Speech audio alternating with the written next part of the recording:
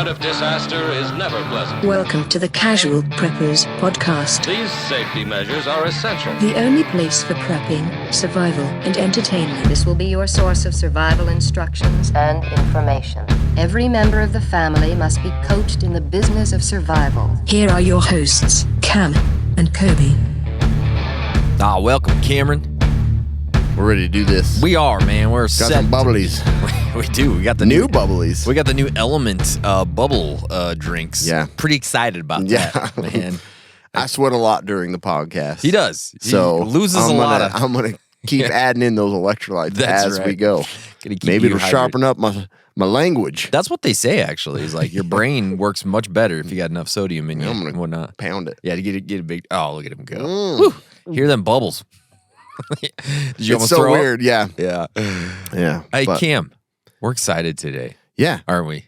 I always like talking about like the early stages of a disaster. Sure. And this one's kind of like that. Sort of, yeah. Yep, It's, sort I of. mean, but yeah, we're going to talk about surviving the first 30 days after collapse. Yep. Colon naps. Exactly. Colon prolapse. Yeah. Good luck with that. Hope that never happens. But in yeah, SHTF. But yeah, Okay. this is, I think, essential both to the prepper and non-prepper, right? Yep, we're going to talk about that. But before we get to it, I got to tell you about BattleBox. It is the monthly subscription box full of solid gear for adventure seekers, survivalists, outdoor enthusiasts, and casual preppers. Each month, BattleBox sends you the coolest selection of handpicked outdoor survival and everyday carry gear, all valued at far more than what you'd normally pay. You never know what's in the next box, but here's a sampling of what users received this month.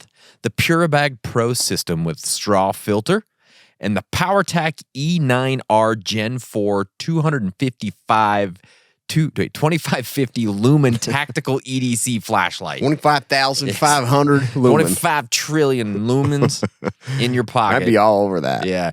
All this badassness starts at just $34.99 per month. They've shipped over 1 million boxes and won Best Subscription Box of 2020.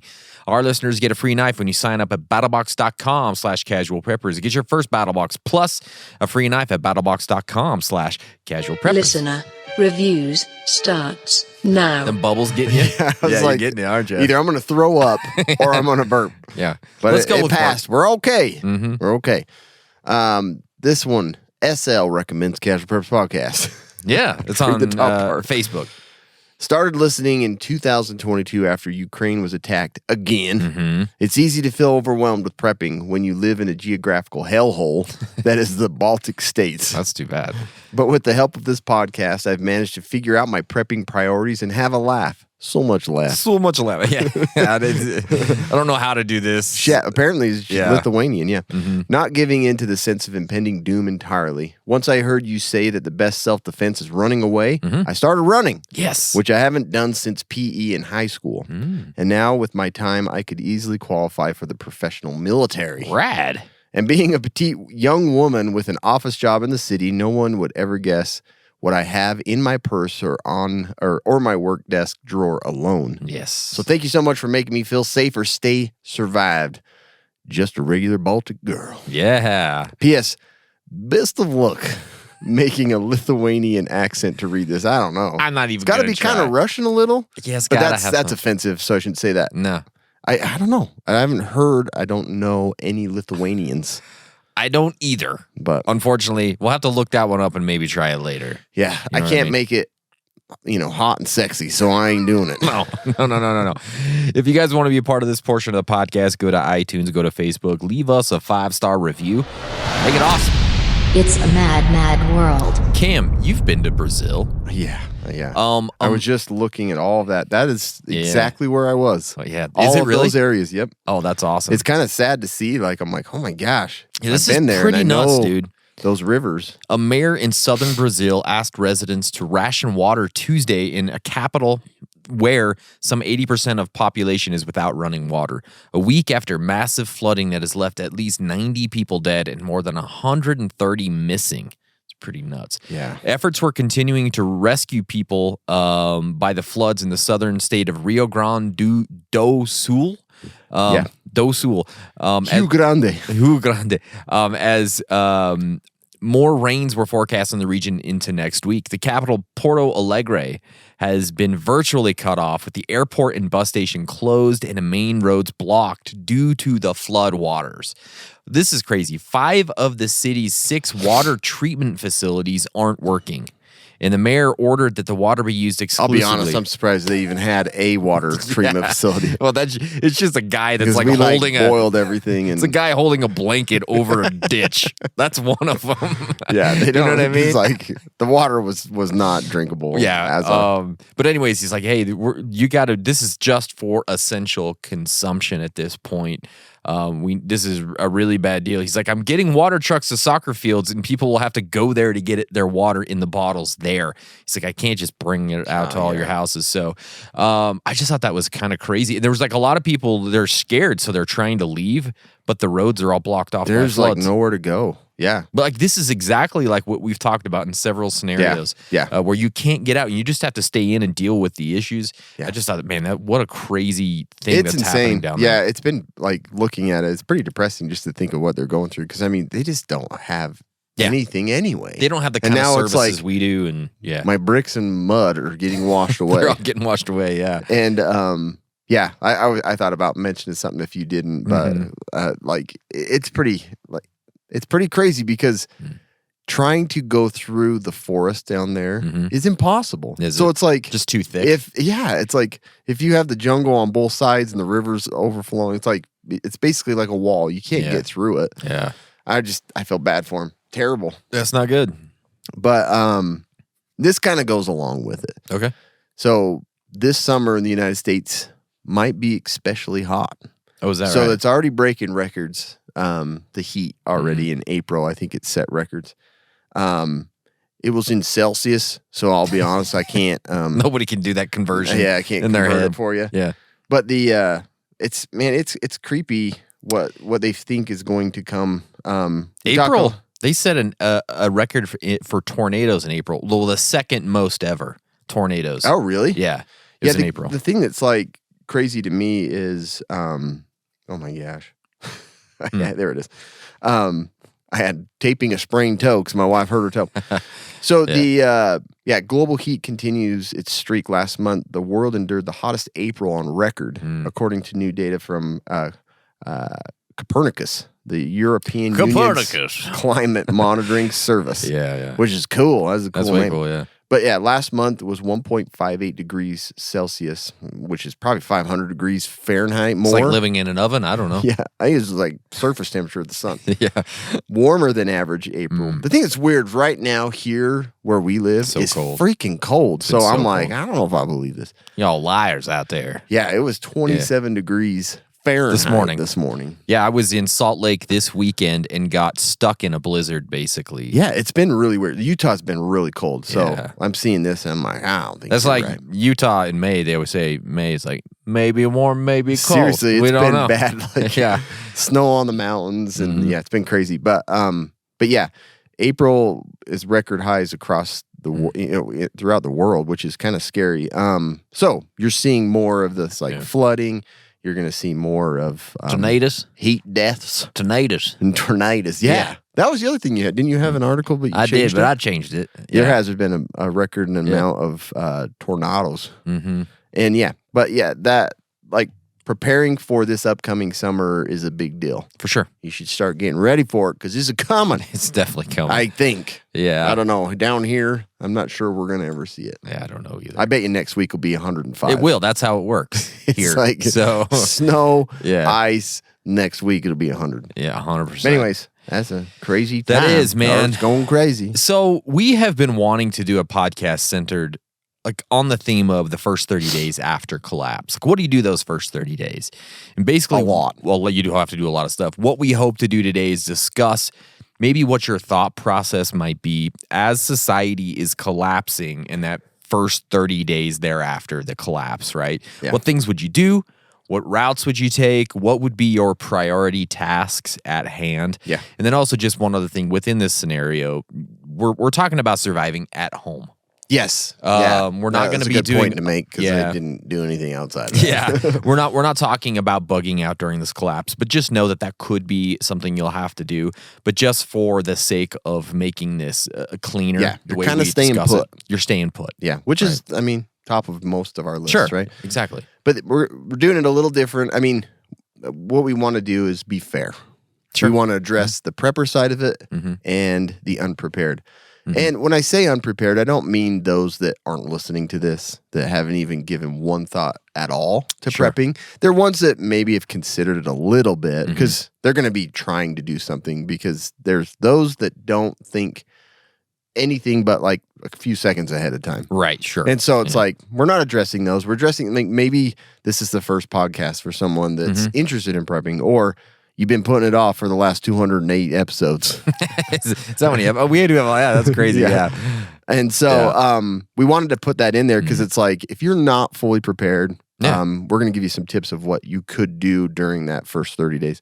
On top of those that are prepared, like what we should be focusing on. So right. Yeah. So it's basically broken up into two categories for each of these sections that we're talking about. Yep. So let's just get rolling right into it. And let's talk about the initial response. And the biggest thing as this crisis is unfolding, whatever this crisis might be, we're not even actually saying what it is. We're just talking about it's collapsing in some way, shape, or form. It like right now it feels like there's a crisis every week. Oh, for sure. It's constant, right? And so because of that, one of your first main objectives here as something is going down is to gather as much quality information as you can get, as quickly as you can get it. And I've underlined quality there, and we'll talk about that a little bit. But you need to determine how dire this threat is and what your initial response should be right away. Is this another hyped up media like clickbait story, which is a constant thing we have to deal with? Or is this like a real situation that you have to activate your emergency plans and you need to get going with what you need to do? So that's one of the first things. So let's talk about the prepared prepper approach. Yeah. You're prepared. You're the dude that's got everything. That 30 days, you would, we always paint the scenario of like within that first week, everything's, gone to hell. Sure. Yeah. But in reality, I think it's going to take a little bit of time. So it's kind of like I don't know, not necessarily a smooth transition into that first 30 days, but I think it's gonna be drawn out a little bit. It could in be. a lot of cases. Probably depending on what the situation is. Yeah. It could take weeks for it really to unfold. It could take days. It could take a minute, right? And so that's why we're going to try and talk about this. Just coming in real slow.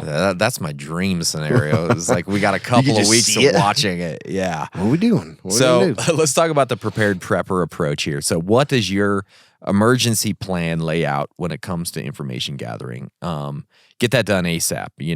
If internet and power are still up, utilize everything you can via social media, via network news, any other trusted source that you have. But just remember, really know who that info is coming from and who they are. I know of several prepper channels on YouTube and other sources that tell you literally every single week that you've got days before it all collapses. It's almost comical when you go look at their YouTube feed. Yeah. I'm like, who is still watching this? Yeah. Who is still doing this? And look, you cannot rely on those sources. Right now, they're the boy who cried wolf because they're doing it every single week. They're doing that to get clicks. They're doing that to sell stuff. And obviously, both of those things are fine to do. But the way that they're doing it is super gross and slimy and disgusting. Sticky. So that's information you can't rely on. That's entertainment, you guys. You've got to understand that. Yeah. They're no different than what we're doing. It's entertainment. It's a way to build their followers. So find sources that give you real info. And obviously, if you're a prepper who has been preparing, I assume you've got that figured out. Right. Where are those things at, right? And if the internet's down, go to your secondary sources like your plan lays out, which is emergency radios, maybe. The intranet. The what? The intranet. Yeah, the intranet. The internet's That's down, right. You go to the intranet. Yeah, it took me a second to decipher what you were saying. I get it now. Intranet. Yes. Your ham radio, your friends, your family, your prepper network, however you get a hold of them.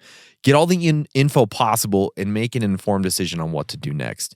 And pull out that emergency plan. Now's the time to flip that sucker open. Whip it out. Oh, man. Make it crack when it opens. Whack. Like one of those sounds. It sounds so good. Yeah. If you've listened to us for any amount of time, you know how much we think an emergency plan is a critical aspect of preparedness. And if you're a prepper in this scenario, we assume you got one, and it's a good one, right? Everybody listen up. Yeah. Smack it down on the table. Exactly. After you've gathered all that required information, and you're fairly certain that this is a real crisis that you need to deal with, it's time to put that emergency plan into action. And why that is so important, there's a few reasons why in a scenario like this, where like a total collapse, it's super good to have an emergency plan. Number one, it reduces dependency on a lot of different things. Like in a societal collapse like this, the traditional systems, the infrastructures like emergency services, hospitals, supply chains, and all that, they're likely going to be non-functional, overwhelmed, or just gone, right? So an activated emergency plan helps reduce dependency on those systems because you've already laid out, like, here, this is what I'm going to do, instead of relying on them. Plus, it gets you quick action. It makes sure that, like, right away you're getting those essential resources that you need, like food, water, shelter, before the masses begin to react to it, because they're still trying to figure out what's going on, right? Yeah. Why ain't a Bachelor on TV? You know what I mean? They're out. They don't know even what's happening. Yeah. But you're out at Walmart or whatever, grabbing all the good stuff. It's true. You get all the rest of the Doritos. They don't get any or whatever it is. There's a lot of things that, like, early on, like each of these you'll see as a prepper. Yeah. The nice thing is that you're like topping off everything. You're topping off, yeah. You're not doing it out of like sheer panic of like, I don't have any of this. Yeah, until we get to the unprepared approach, Yeah. and then you're like, oh yeah, now it's sheer panic. Yep, exactly. Kind of, right? But again, we're gonna talk about these things in detail later on, but having the plan already in place, making whatever minor tweaks you might need due to the specific situation. And that's the whole thing with your emergency plan. It's kind of a big, wide open, basic plan. But if it is an asteroid or if it's a flood or whatever it is, it has to be kind of flexible. But now at this point, you can make those changes to make it very specific to what you're doing, right? You can take 10 minutes and make that work. The last thing is, with an emergency plan, it mitigates that mental strain on you. A crisis like this, man, for mental health, for anxiety, for stress, and all that is a big burden. You don't make good decisions when you're like in panic mode. You don't. And so that's why that emergency plan, it can help keep you grounded and give you an easier path forward. Just like, I don't know what to do. Let's just follow the plan that we laid out already. Exactly. Right? Yeah. It's a nice, calm fallback. For sure. Like, we've gone over this before. Except for the noise it makes when you open it. Take it Freaks easy. you out. Yeah. So, the unprepared individual approach. Yeah. So, this is the person that's freaking out. You know, you're going to be a lot more concerned about what kind of information you're able to even get and where to look, because you haven't looked through it before. You haven't sorted out what is good information and what is like poor information source. So, the thing is, again, we recommend you just don't rely on social media as your primary source. I mean, that's a lot of people that aren't prepared nor have like taken the time to research like where good information is going to probably come from. They're probably going to look at social media. Yeah, and not Facebook, that it's like no. And I put that too. Yeah, useful, it's like, but it can't. You're going to get some information there, but you're going to want to follow. Like, you're going to back that up with other sources. Back that ass. Yeah, back it up. Yeah. So you go to Facebook, to MySpace, Twitter. and then you go to GeoCities. Exactly. But yeah, again, it's not entirely useless because it does somewhat give you a little advantage. Like, that stuff gets posted like right away of what's going on. So you're like, but is that real? We've talked about this with COVID. It was like, are those videos that we're seeing from China, are those the real deal? Yeah, I don't know. People collapsing streets and stuff like that. But during this like early time, you may still have internets. And if you do, like, this is a good time to download a lot of different apps, like FEMA apps, Candy Crush. You can get all the good stuff Really, early that's on. not a bad idea. But it really isn't. That actually, I had something on that later. Yeah. But like the FEMA app and everything, they're really well organized, and they give you kind of direction that you haven't planned already. Like they have those emergency plans. And it's like funny because a lot of preppers are very anti FEMA because you talk about FEMA camps and all that. Like, look, it's information that somebody that hasn't looked ahead of time is going to, like, for sure, come to our FEMA camp. That's the hard part, is like being that present with it as it's going down to think about downloading that stuff while you can. It'd be so hard to do. It would be. Very hard. Because all you're doing is like calling and texting and figuring stuff out. Like you're not thinking about other things. Yeah. You're not thinking about a preparedness plan. No, you're not. You know. But hopefully maybe this if you will can get spark some something. of this downloaded, the other thing is you might be able to start getting some notifications of what's going down and you know where everything is at throughout the country and stuff. If you are able to get some of these apps, granted the phone system and all that stuff still works. The other thing is like look at what resources you have locally. Local leaders that do emergency prepping or emergency preparedness. Neighbors you know probably have been doing some prepping. Like you're going to look to those people as your primary source for like help knowing what to do next. Like you're going to rely on those big time because you haven't done anything. The other thing is like other resources you can look to are religious groups locally because, you know, they tend to have members of their congregation that work in the government in the city or in preparedness, or they've been doing their own preparedness. Or the church themselves has a preparedness plan. Exactly. Right. Yep. And then, you know, just neighbors too. You don't know. A lot of them are going to be in a similar situation as you, and maybe they've reached out to other people and they have a little more information. Police and firemen, you know, you could look at local resources that way and public service. If they're still intact and available, they'll have a little heads up for you. So, not the best situation to be in. No, it's not. You know, is because you haven't looked ahead of time. You don't have a plan. You're kind of frantically trying to gather as much information, and you don't know if the source is good or not. So, don't be in this situation. But if you are there, I mean, you have a little time to kind of try and clarify some of the information and figure out what to do next. Communication. Yeah. So that comes to the next point of communication and speaking for the preppers. Yeah. We talk about this a lot. It's a huge part of prepping, of having a good communication plan. So the thing is, you should already have like a written list of contacts, ones that you can contact, ones that your family knows and can contact in case of an emergency, in case you can't get home during all this, all these events that are happening, or if you know you get taken out, for sure, if you die. Yeah.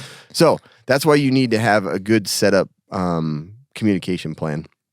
The other thing is with this list, phone numbers, addresses, things like that for family members in town are important for your kids to know. Like that's one thing I need to review with mine. I don't think they have any idea when we drive to dinner every Sunday where my wife's parents live. Not a clue. Well, I'm learning that a little bit with my daughter just starting. They're to not drive. oriented. Yeah, they're not oriented They're at like, all. we still in Vernal? My daughter's turning 16 this week or next week, and you know, sometimes I'm like, you know where you're going? Yeah. And she's getting better now that she's been doing it for like a little bit for a year, but at first it was like not a clue. Yeah. Which way to go? Yeah. Not a clue. It's pretty amazing Yeah. when you like really sit down and ask them like what they know, how they know how to reach. Because like a lot of times, even now when we go out on a date or something, we'll write like the numbers on a sticky note, and it's like they should know more beyond that, but you just want to make sure they know that. So, and at this point early on, it's likely you want to already be communicating with your group, your family, or others that are part of your survival plan. For sure, yeah. Like start setting up those communication lines, making sure that you're able to continue communication, and if it goes down, what's your next plan between the two of you. Obviously, equipment is super important, and as preppers, we should have several different ways to communicate. Cell phone, obviously, is going to be the first thing that's on hand, so you want to make sure you have battery backups, make sure you have chargers for them, make sure if service goes down, it's not the end of the world. That's not the only way you can communicate. Two-way radios, it's important to have those, make sure that they're working, that you're all on the same channel. That's the other thing. It's you have them all, but if worse comes to worse, it's like, do we have a assigned channel for our group or for our family? Yeah, and that's something Cam and I have talked about. Yeah, we have an assigned channel between him and I, at least. Yeah. So we're not telling you what that channel is. No, it's not two. Okay. It's not the very first one that is on there. The other thing is make sure you have, and most of us do have, because we've talked about it a million times, right? Emergency radio, because then you're able to keep up on local news. listen to the radio for entertainment, but you also have weather radio and all that stuff because you can't watch Channel 10 or you can't watch the nightly news to see what's going on with the weather or look it up on the internet. Advanced communications, obviously, you should have, as preppers, we've all looked into this of what that entails. GMRS radios, which have 8 additional channels that allow for more private communication, are important. They require a license, so ahead of time you need to have that set up. Probably not going to matter as much in this, but being familiar with your radio and how to use it is super important. For sure. The other thing is ham radio. Everybody's got to get that license at some point. At some point. We should do it. we should do it. Definitely should.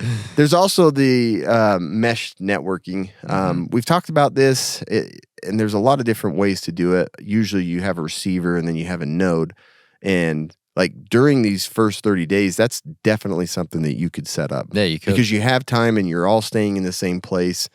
Setting up a mesh network basically allows you to use your phone and an app, and it's free of cellular network and Wi-Fi. It's basically just connecting to a common, basically like a router. Yeah. And you just all gotta the keep other power to them, you've got to have the nodes set up so that they can receive the signal and transmit it to the router. And basically, so you can have this ongoing text and communication service without cellular or Wi-Fi or anything like that, which is pretty cool.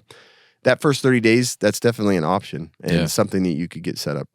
You do have to be aware of private communication because there's a lot of people that are unprepared and there's a lot of risk by just communicating, going downtown, get some more supplies. Yeah. Jimbo down the streets listening on the baby monitor. Yeah. And he's waiting for you to pull out. That's right. And, him and his kids are going to intercept on their side-by-side He just pulled out. AR-15s. Get him. Give us all your bullets and your cigarettes. Cigarettes. So you need You got any to, Camel lights? but you need to have a secure communication plan. Yeah.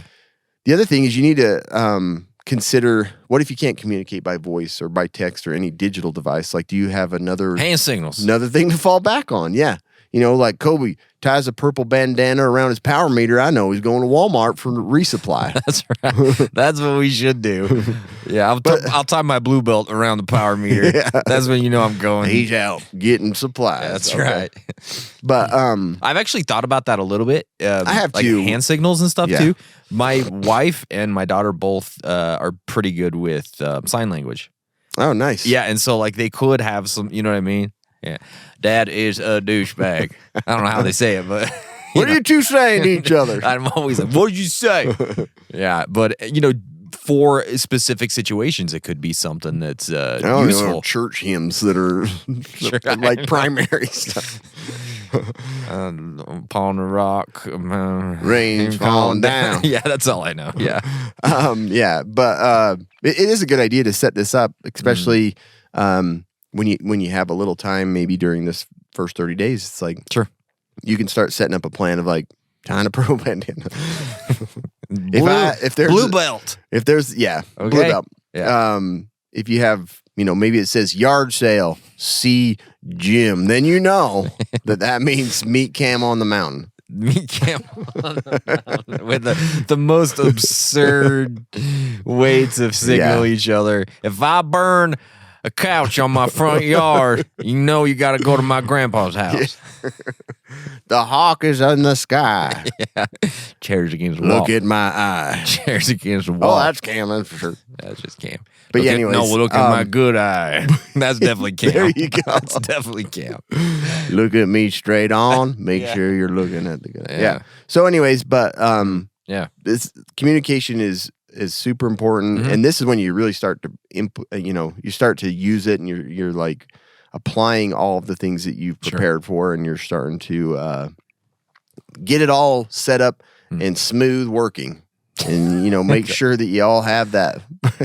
Keep trying to say the purple bandana thing. Okay, I was trying to avoid it, and it was screwing up everything else. Totally fine. Okay, so let's talk about the unprepared individual approach when it comes to communication here. Look, man, the number one thing is going to be your cell phone. It is going to be key in this situation.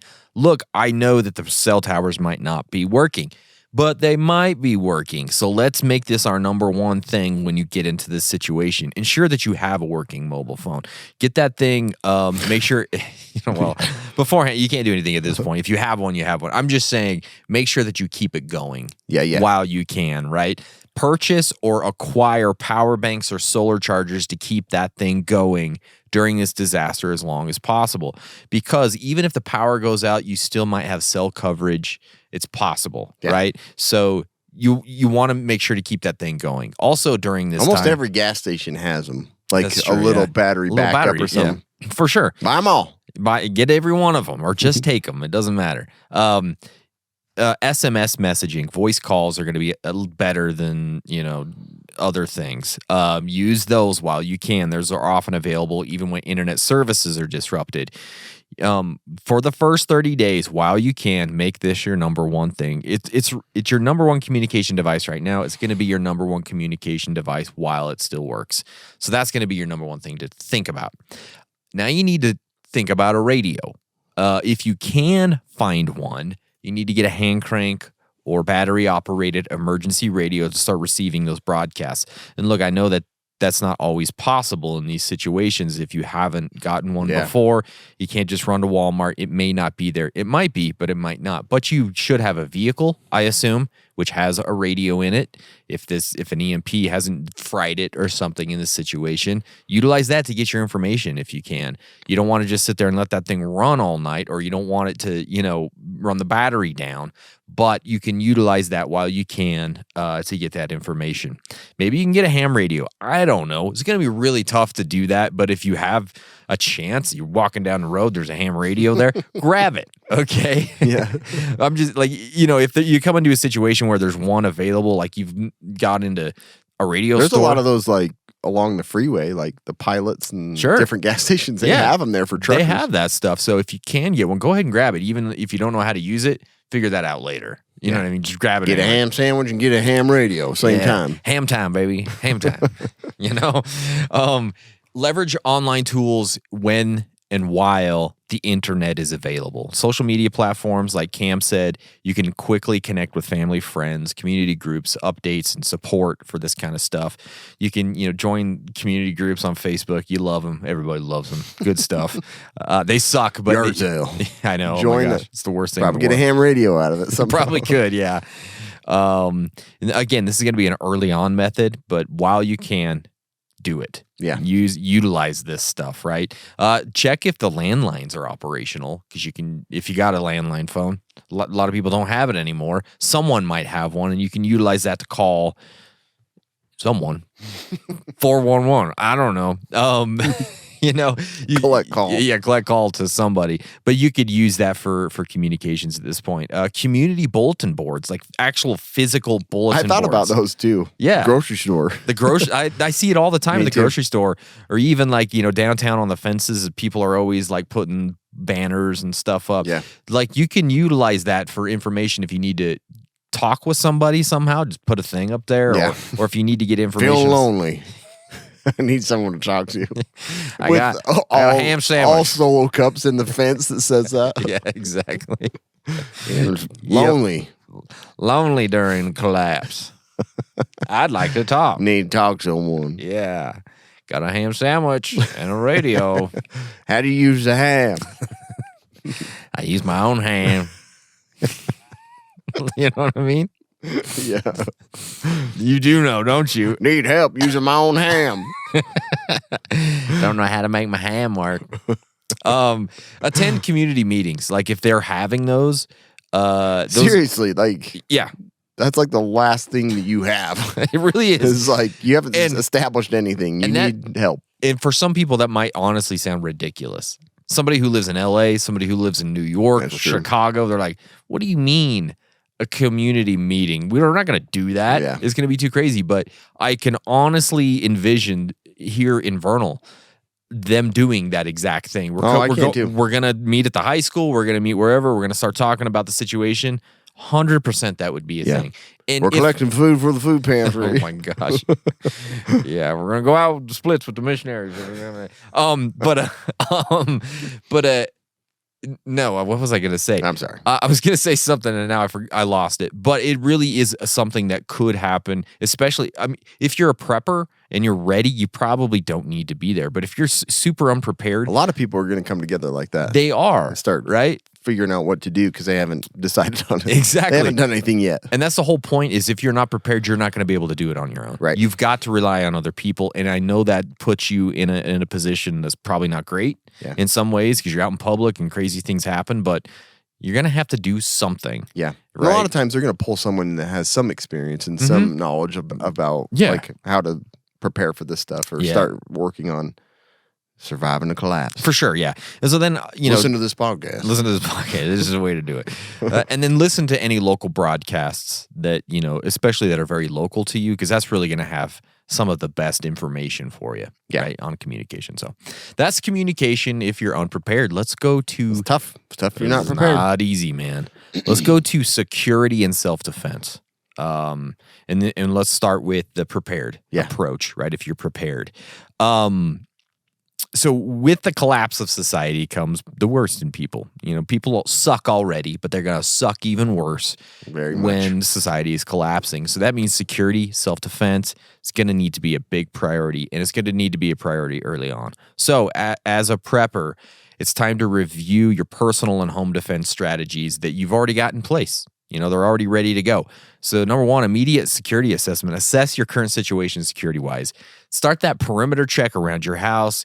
Make sure that all the entry points are fortified against possible threats that need to be. If the threats aren't there now, they will be as things devolve. They ain't coming. Yeah, they will be as things get worse, right? So it's better to get this done ASAP while you aren't as worried about it. You don't want to be doing it as the hordes of people are coming down the street. Yeah, like all the zombie movies. Exactly. Like you're trying to they board haven't boarded anything up yet. No, do it while you can, Put into place predetermined plans to secure the windows and non-necessary entry points. It's in this situation, it's kind of nice to just have one entry point and one exit point or something. For sure. You know what I mean? Something to think about. So if you got wood or other materials at the ready, make that happen. Look at your security systems. Verify that all security systems, alarms, cameras, motion sensors are operational. Again, this is if power is on. I understand that. Yeah. Sometimes it might not be. Make adjustments based on any new threats due to the unfolding crisis that's at hand. And then drills, man. If not already like a routine practice, immediately implement security drills to ensure everybody in the house are ready to respond to emergencies when they happen. And you're going to know which emergencies we're talking about here, so you can do very specific drills. Like, look, if this happens, you go here, you go here. The creepy stuff you don't want to talk about. You don't want to talk about it now, but now you need to. Now it's really time to do that. Do you have a safe room set aside? Here's where you guys need to go. Dad's going to be here, whatever it is, right? So do that right now. And then also think about escape and evasion plans. What are the escape routes? Are they clear? Are they accessible? Rehearse the escape plans if you need to do that. And then start looking at those weapons, F556, that 223. I know, guys, hey, calm down. We're going to talk about some firearms. Yeah, I'm going to do it in a sexy voice if that helps. I don't know. But no, it's a really good time to, conduct a detailed inventory and inspection of all that stuff. Ammo, your guns, any of your... If you're an American citizen, obviously this is going to come into play big time. Yeah, and if you're a prepper, full show. You know what I mean? Yeah, any protective gear. My hands, crack my knuckles. Oven mitts, whatever it is. Yeah. And then perform necessary maintenance on all the equipment. Obviously, if there's time and it's early on, just make sure that they're all working, right? You don't want to just clean your gun. Clean your guns. But if you have some time, it'd be a great time to do that, right? Then we get to surveillance and monitoring. Increase the use of that kind of stuff, whether it's cameras or drones or mirrors and bells and that kind of stuff around your property. I got a bunch of extra mirrors. Knots. Buttons and stuff to like. It's like a bop it, like a thing, or what do they call it? A fidget thing for. The more chaotic it looks outside, the less likely anyone's going to bother your house. I don't want to deal with that person. Tripwires, those are great. We have a few of those. Roll out that razor wire you've been hoarding in the backyard. Somebody, one of our listeners, almost got divorced over it, but he's ready to go. He's ready now. Yeah. And then any other defensive plans you might have, it's just time to stay on alert because with looting and rioting probably coming, you probably just going to want to have somebody watching all the Yeah. time. The last thing I wanted to mention in this section is your EDC as a prepper, right? It's going to become even more important during this time. Yeah. So always have that knife or the gun, medkit, multi-tool, flashlight, cash, and barter items. Have it on you all the time. It becomes even more important. Yeah. No, it makes total sense. Yep, for sure. Especially if you're on watch. That's right. Especially if you're on watch. So for the unprepared individual, It's going to be tough. basic self-defense techniques. Number one, like our Baltic states friend, just run. Run, Like baby. honestly, Yeah. you don't want to deal with No. you're not prepared for it. So the best thing to do is just get away. You can't learn karate in like a day. It's not going to work. You're not gonna land that roundhouse. It's not going to happen. You're going to fall. First time. You will fall. So Probably. really, like Yeah. running away, having a plan to escape is like probably your best chance at self-defense. Uh-huh. Next, and this may be too late, It is too late. but It like is. just because you're listening now, like physical fitness is super important for running away.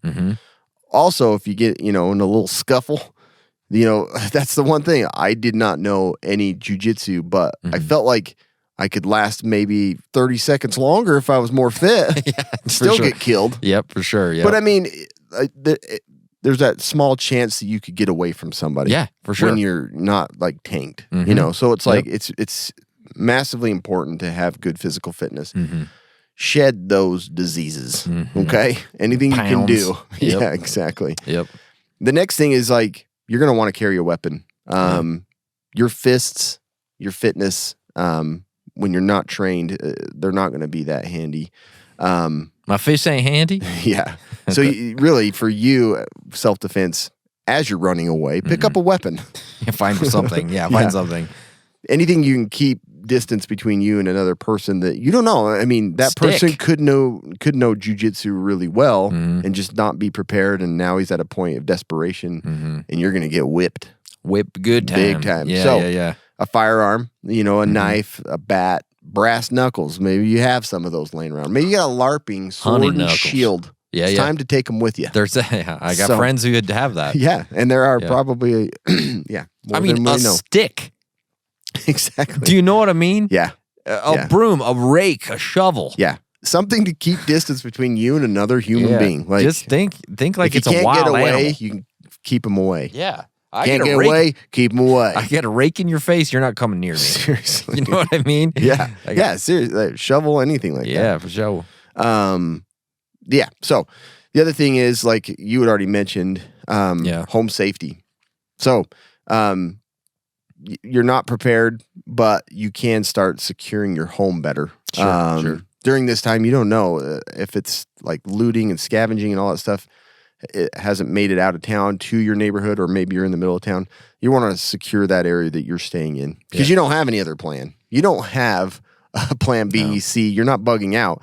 So you're going to do everything you can to protect you inside that home. And this might not and be your as family. as efficient as the guy who's got it ready to Yeah, go. exactly. But you can But do there some are things you can do. Yeah. Yeah. And again, like you said, I'm the same thing is like isolate to one entrance to your home. You want an escape that's not just the front door, but narrowing it all down so that you're only watching and guarding one front door. Yeah. Like it's a lot easier than having your garage and your back door and all that stuff unguarded. I've got it all worked out in my head. When I can't sleep, I think about this exact scenario. Yeah, I've gone All the time. over it a lot. Yeah. Actually, my son woke me up last night because he's like, "Oh, the lights are weird," and I was like, "What am I going to do here?" He said that he thought the lights were like flickering and the fan went off, and I was like, Yeah. "What if somebody's down in my basement?" Yeah. And I went down there with With a gun. brass knuckles. Yeah, that's right. But anyways, something to think about, and in the for the unprepared, like you at least have a home probably that you're living in. You can start fortifying it because that's the only thing you have. Yep, sure. The next part is securing food and water. Usually the first thing that we talk about, but this is important even for those that are prepared. Like you've got to have a good plan with food and water. So let's talk about water. Obviously, as a prepper, and I'm hoping that all of you have at least 2 weeks, hopefully 30 days or more of water. But I wouldn't go to that first. Obviously, that's the last thing I'm touching is my stored water. Maybe the second to last thing I'm going to touch. I don't know. Yeah. Okay. Yeah. Yeah. Sorry. But yes, don't rely on this. Like Okay. there's still available water around you. Whether it be like the running water for the city is still operational. It's like fill up everything you can. You like filling up everything. Fill you it can. all up.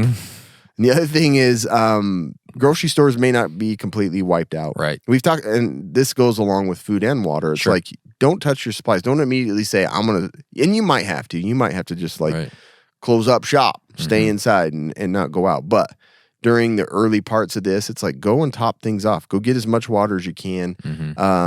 Go and get as much food to top off your supplies.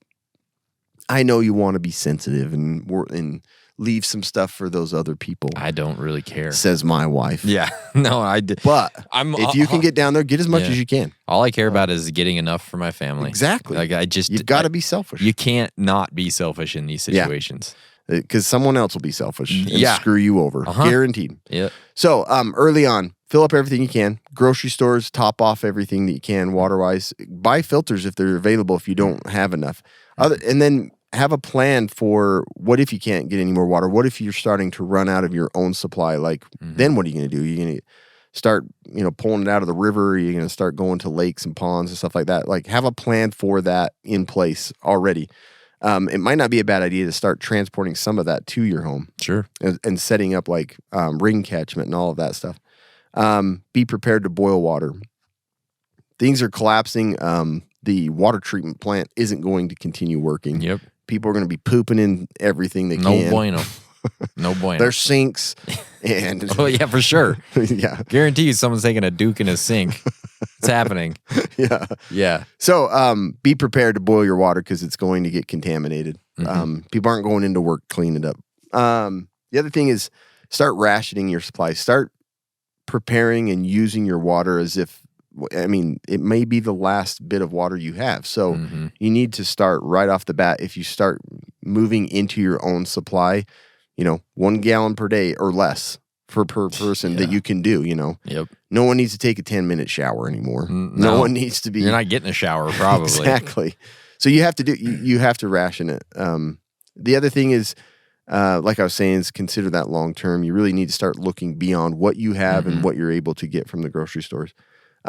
With the food, you should have several weeks, hopefully months of food prepared. Again, try not to tap into that early on. Yeah. Go and top off whatever you can from grocery stores or gas stations or any food supply. If they're starting to hand out food, get in that line and get as much as you can. Yeah. Maybe Sonic. Go to Sonic. Yes. See what they give you. Happy hour still going. I know. Like, get as much ice as you can. Fries, drink. Oh yeah, that ice. It's gonna be gold. Freaking good ice. Yeah.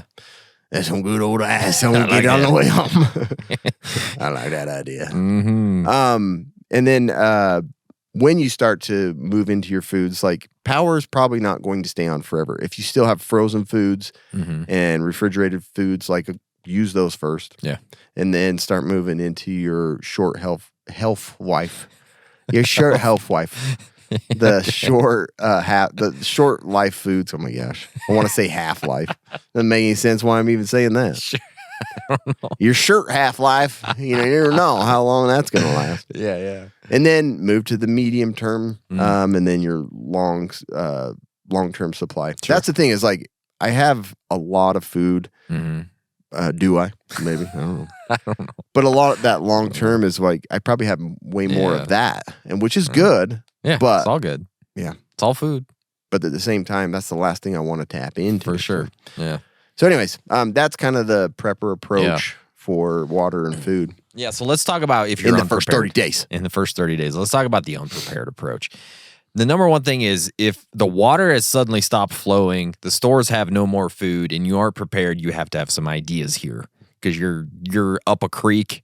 This is the scariest looking thing for the unprepared. So you gotta start thinking about safe water sources. So right away, I would start looking at what are those natural sources that are near you that you could utilize, whether that's streams, rivers, lakes, and all that kind of stuff. Remember, The lakes are less good. The flowing water is always better for drinking. So just remember that. Utilizing rainwater. If there is rain, 100% figure out how to catch some of that right away, whether that's a tarp or a bucket or put all your cups outside. I don't care what you do, start catching some of that water because you got a dilemma there because it's like, do I use the solo cups for messaging? I know. Or am I going to catch rain? Maybe you can figure out how to do it for both. Yeah. Right? Put them out in your backyard in a little slant. That's right. Yeah. Steer clear of water near industrial areas, that agricultural runoff stuff. Maybe where there's a bunch of dead animals or the dump. Yeah. I don't know. Don't take the Don't dump put your runoff. cups in the gutter. Yeah, the and gutter's start not collecting great. all that. Yeah, there's alligators down in there too, so be careful. And it's down there. So then we talk about food sources. Where are you going to find that? Maybe you can identify and gather edible wild plants like dandelions, clover, and cattails. But again, do you know what those are? Probably not. But maybe you can download that app. Yeah, maybe you can download the app or you can find a book at the library right away. No one's going to the library first 30 days. So go Colby there. will be there. I'll be there reading, but I'll show you where those books are at for sure. Fishing. Most people can figure out how to fish. Right away. Most people can. Maybe. So that's 50% of people can figure out how to fish. But you could go out there and get some fish. It's not going to last long, but you can do that right away. And that's the same with hunting and trapping. Do you have better the hope skills? you don't have a family. I know. If you're on your own, you're probably better off here. You probably are. But can you hunt and trap? That's tough to do. So if you don't know how to do it, I don't know. You're going to have to find somebody who can do it. You're going to have to find or find a trap someone set up and claim it. It's going to be really tough. And then good luck, as society is collapsing, there will not be deer within 10 miles of any civilized town. Nope. They'll be gone so fast. Yeah. So it's not like, I'm just go out and shoot deer. Okay, you're not, man. You might get one. Yeah. But everybody, not even, in this area, there's going to be 40,000 people out trying to get a deer. Yeah. You know what I mean? They're out there killing them right now. Hunting is not anything that's in my plan here. Not because. Yeah. I mean, maybe. If I can't do it, for one, Yeah. very well, and everyone I know does. If I walk out my back door and there's a deer in the field, I will shoot it and I'll get it. But I'm not. But it's like not gonna happen. Going up in the mountains to get it. It's gonna be pretty rough. Anyways, so and then let's talk about scavenging for food. That urban foraging, as people like to call it, the grocery stores. Obviously, they may still have some of the stuff you want. About 5 days in, really, they say 3 days in, it's going to be pretty tough. It kind of depends on how fast this thing hits, right? But go to the grocery store if you can. I wonder how fast the fresh foods are going to go. Are people going to go right to canned foods and I don't know. Chips, salsa? For me, I'm just like, I'm going to get whatever I can. Seriously. I don't even care. Yeah. If I got a bunch of kale, I'm taking it. Right? You know, kale is disgusting, but it's not good. You went right to that one. I don't know why I went to that. Never mind. I'm not getting the kale. I'm going to leave it there. I'm going to get something else. You come back to the group. What'd you get, Colby? I got kale. Got kale. And pig's feet. Is it Tupperware? And a Tupperware, yeah. But you could try restaurants. Obviously, they're going to have a bunch of stuff in the restaurants, too. Even offices, schools, all commercial buildings. You're going to find some food in all of these.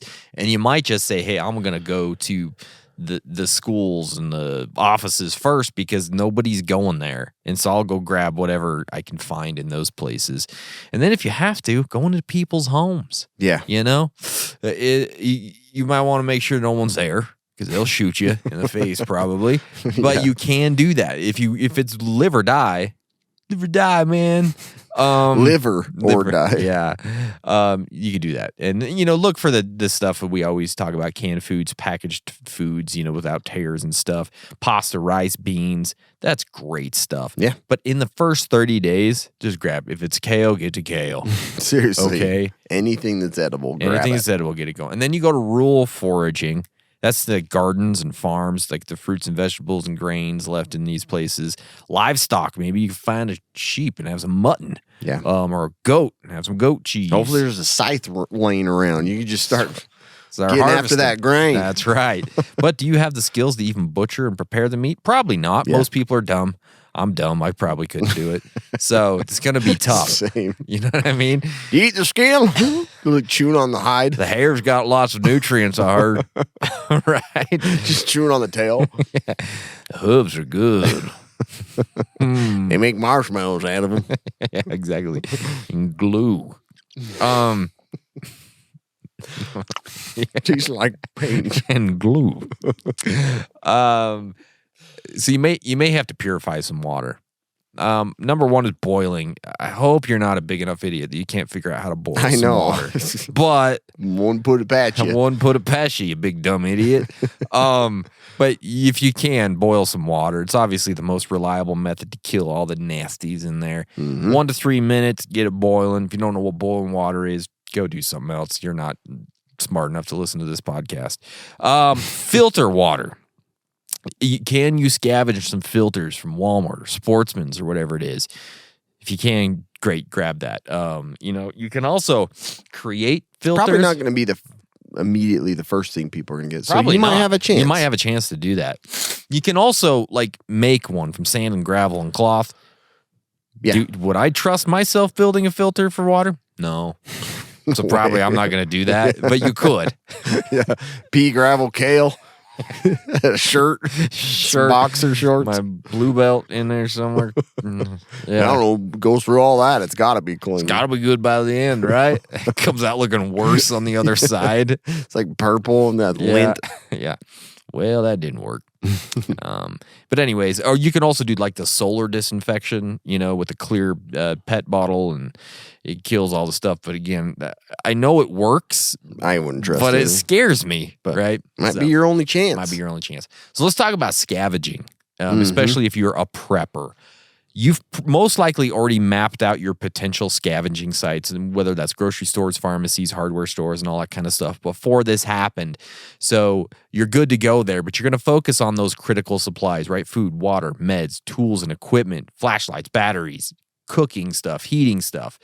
And you already know the routes you're going to take, so that's great. But before you want to scavenge safely, so you need to assess the situation before you get going. You need to work in teams, and you need to stay alert the whole time you're doing this, because it can. I'm getting sleepy. There's what? I'm getting sleepy. Wake up! You're scavenging right now. Get it together. Come on, man. We got some kale to find.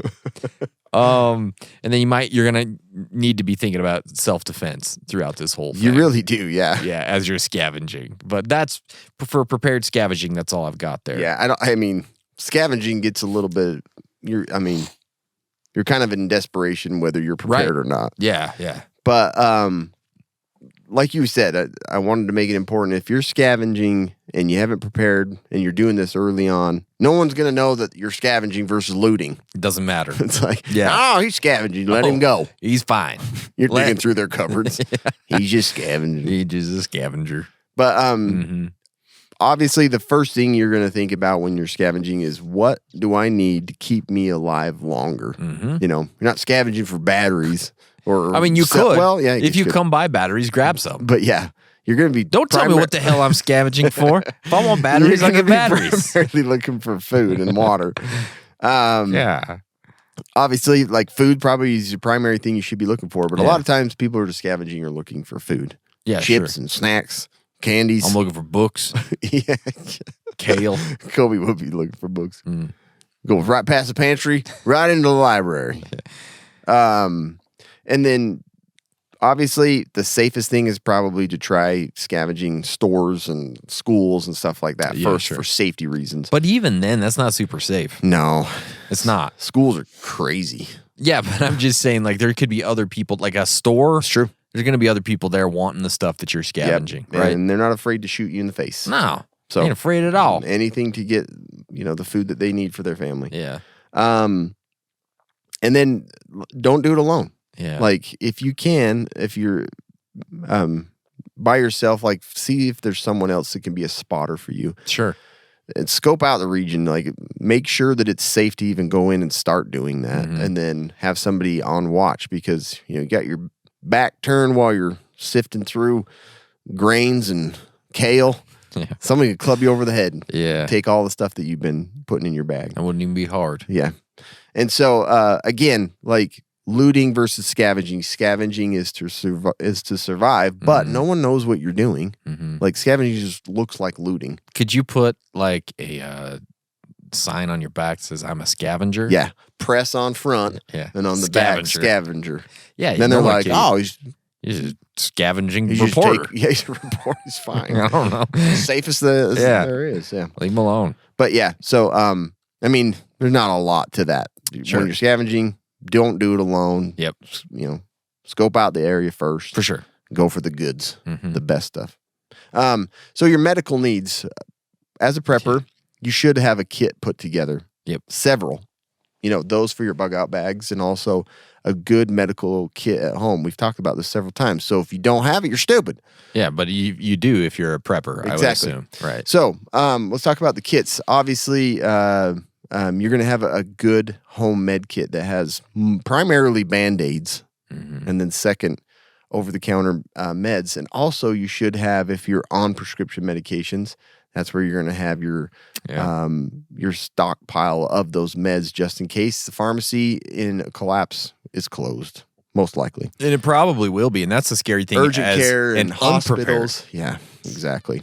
So for you, make sure you have all these things. And if you can, like, refill a med if you can early on. Yeah, day one. Get as much as you can from the pharmacy for your prescription. Maybe even see if the doctor would send in additional in the early stages that everything's still intact. Other things to consider with medical supplies is protective gear. This is a good time you can go and get more masks and gloves and gowns and stuff like that. That kind of goes along with sanitation. But, I like a gown. But I would like 5 gowns. Give me a gown. I like to get gown. Let's get gown. Let's get gown, baby. She gets gown in the gown. Sterilizing and cleaning supplies are part of the medical kit too. It's like somebody's coughing, spray them in the face with Lysol. That's what I do. Every Don't time. let it spread. Yep. Because urgent You'll care, die. Yeah, everything's close. And soaps and things like that. But again, the most important thing early on is topping off the supplies that you already should have. Yep. Prescription refills, more Band-Aids, Tylenol, ibuprofen, Pepto-Bismol. Yep. That pretty much covers all of it. That's all of it. And then make sure that your bug out kits are ready to go. Your first aid kits. If you don't have them, go pick up more. And then the other thing is make sure your kids haven't tapped into these. That's usually what's happened with mine. For sure. I go in there and I'm like, zip it open and all the Band-Aid, like they're all opened and gone. Yeah. But all the little pieces of the Band-Aid are The still packages in there. I'm like, are still "Gosh, in there." Dang it. Yeah. So yeah, just a good time Don't to look have kids. through all of those. Yeah. Good thing. It's a good time to go through all of your medical supplies and make sure they're all topped off because you can still maybe get them. This is always the thing that scares me the most is a medical issue coming up during something like this. It's so scary. Yeah. I don't know what to do. You tie your bandana up on top of That's the right. house, and I know he's got strep throat. That means I got herpes. I'll be over there. Yep.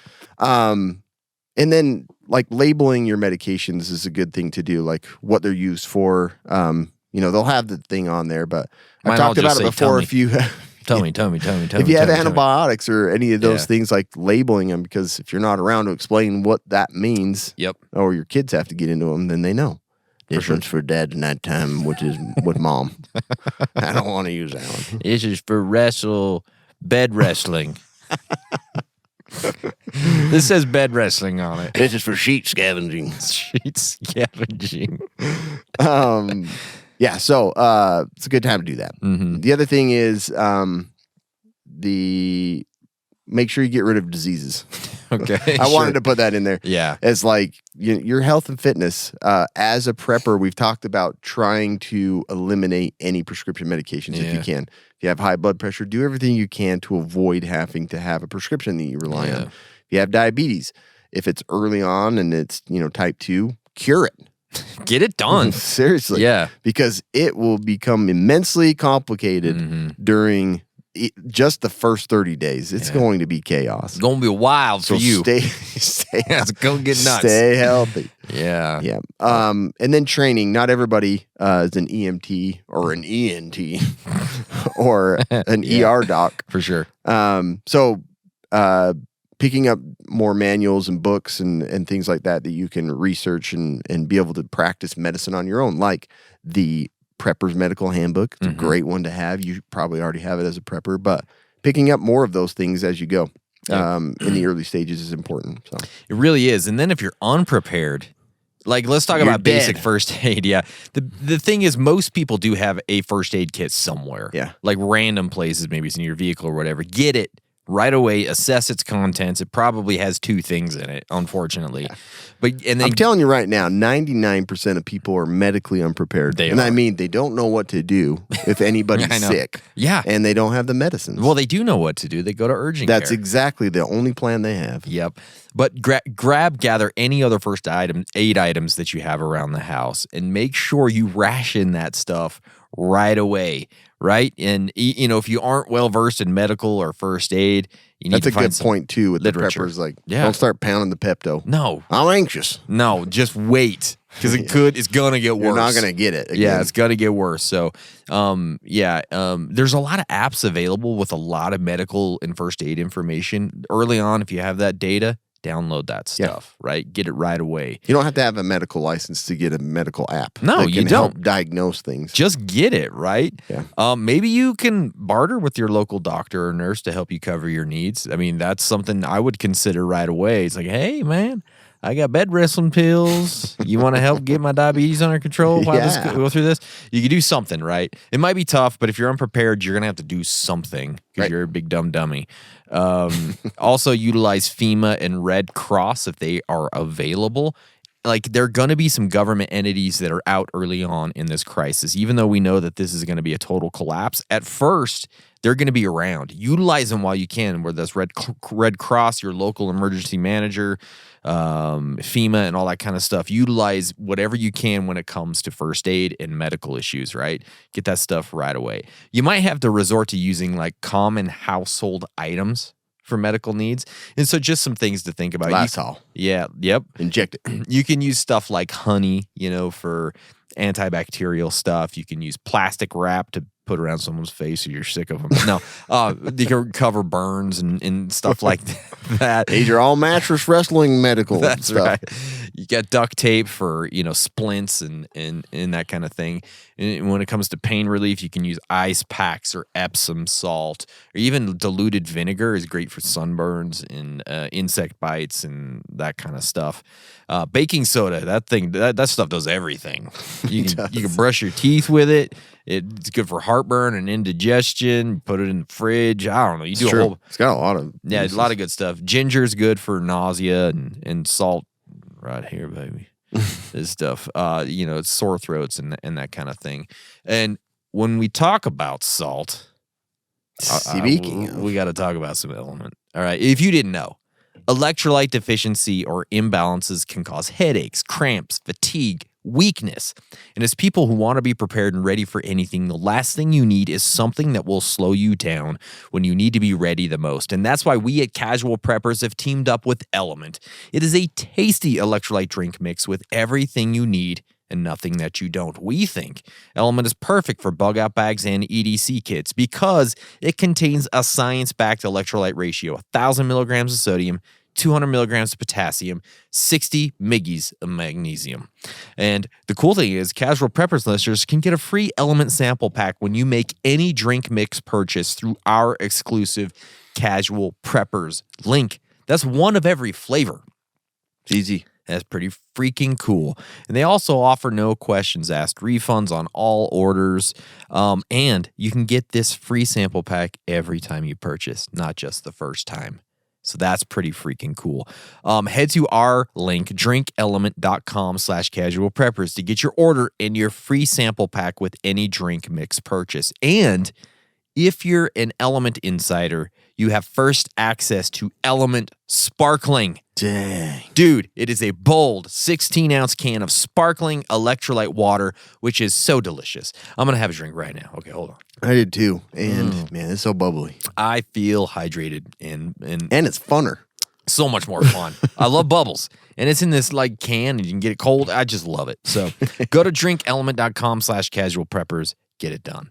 Yeah, it is nice to have it prepared, ready to go. It's It is. mixed and everything. Yeah, you just crack it open and go. So easy. Yeah. Let's talk about finances. I don't want This no, I don't want to either. Well, so let's talk about the prepared prepper approach first. If you are someone who is prepared in this situation, when it comes to finances, you've most likely done a few things. One of those is stockpile precious metals, probably in some way, shape, or form. Gold and silver, they always have value. Yeah. Right? This makes them a reliable medium of exchange when paper currency and fiat currency becomes unstable and when it loses value. They're compact. They're easy to transport unless you're buying gold bars and you're friggin' an idiot and you got all the money in the world. I'm just buying gold bars. Yeah. Everybody knows what they are. A lot of people will accept them as currency when things go haywire. So this will probably be part of your plan for this first 30 days to utilize that. Not right away, though. I wouldn't go directly to Walmart and try and give them gold like on day one, right? You want to wait. That first few, I mean, obviously, if there's still internet for some reason and there's still power, use your card.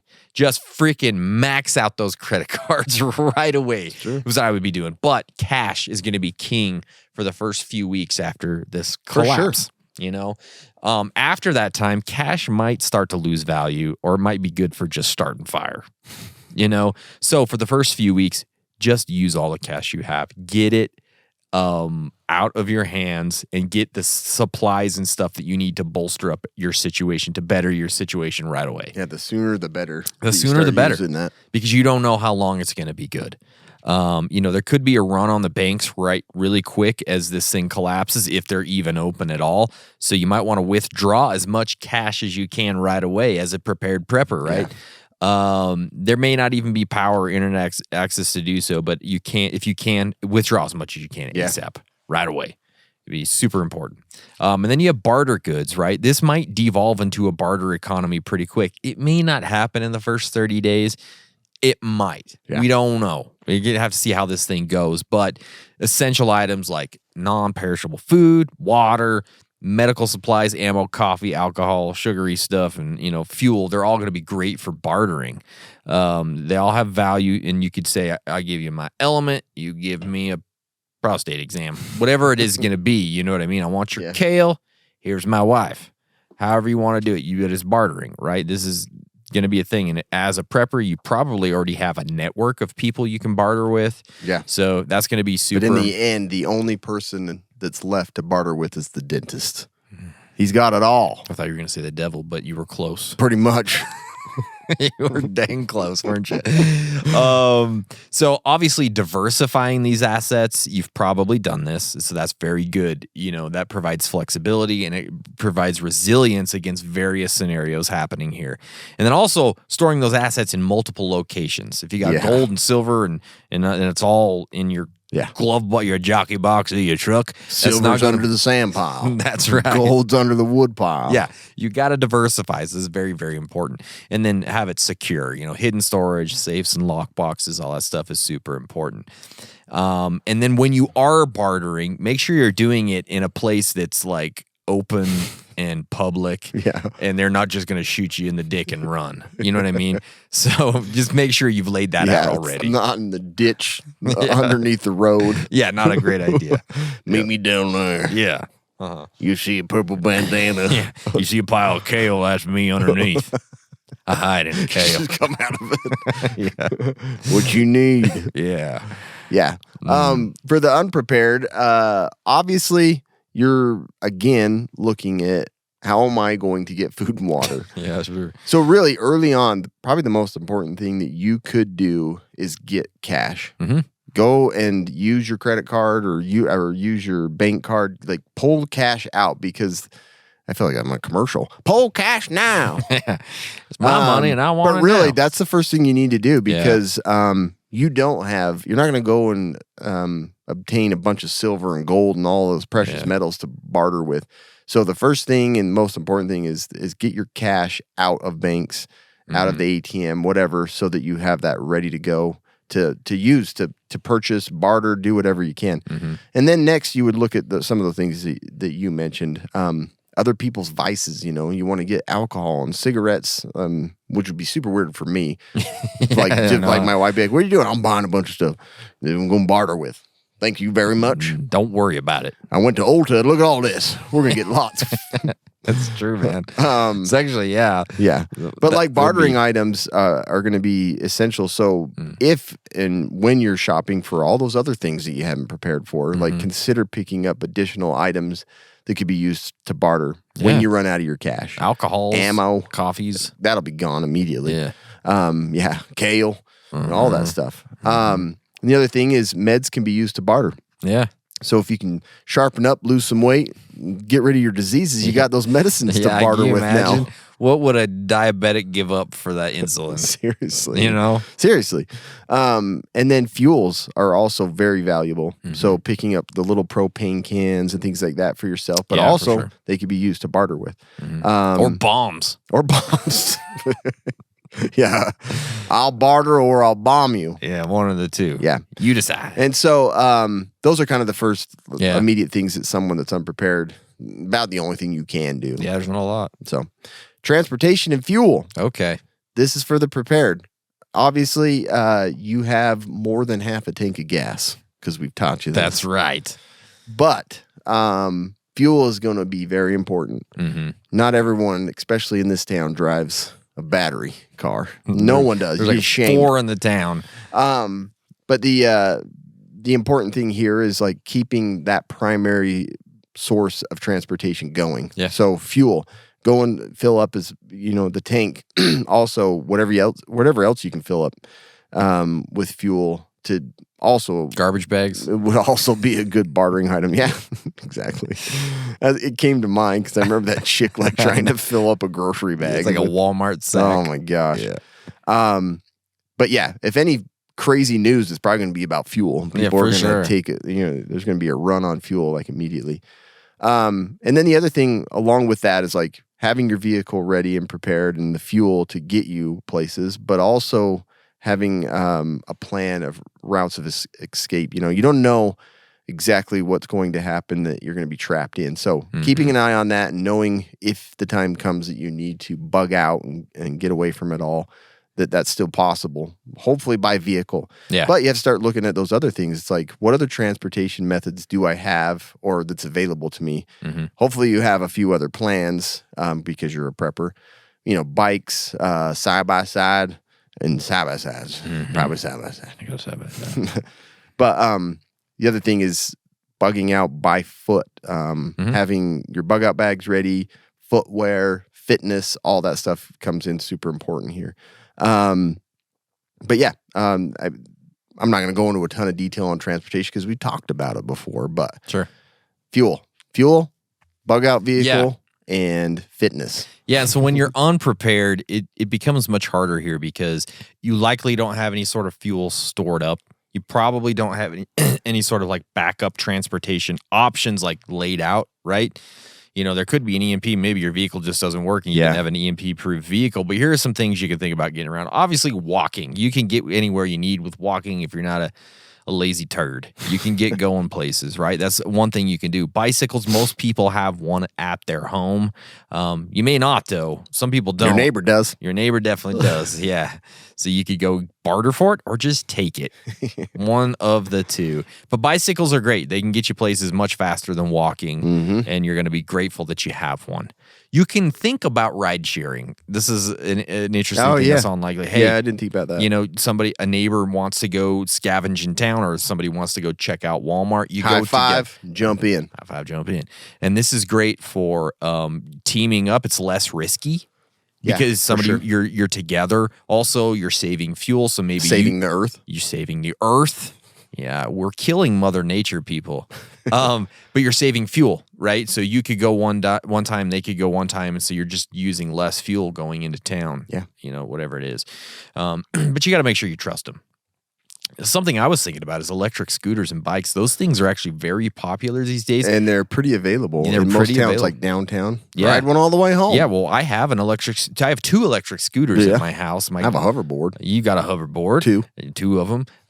Like my wife's mom has an electric bike, so it's like those things are actually around. Yeah. And so you could utilize those. Really, that's probably what you want to utilize before the fuel. Yeah, 100%. Why not? But you have to have a way to charge those things up, right? So you just got to make Or sure just when it runs out, leave it.